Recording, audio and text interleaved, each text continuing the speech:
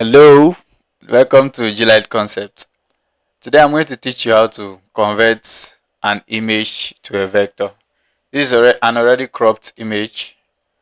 It's already cropped, so we are going to use this to convert it to vector, and then we'll see how we can bring a JPEG picture and convert it to vector also. So what we're going to do is you go to your bitmaps, come to mode, black and white, and this is it. So you see our picture here. This is online art. Make sure it's online art. So now you are going to just take it to how you want, depending on the thickness you want it to be. You can see how it's increasing as I'm adding it. You can see the increment and you can see the reduction.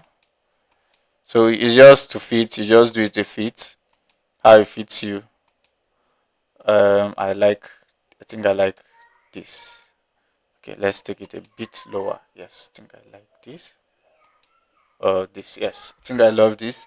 And so we are going to hit on okay, and here is a picture.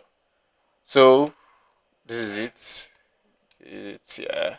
So we can choose to say, okay, we don't want the background. It's having a white background right here.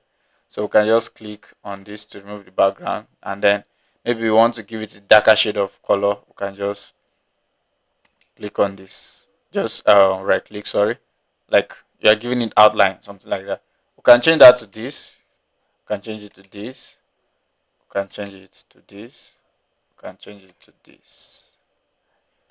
So this is how you can convert an image to a vector in CorelDRAW. Thank you.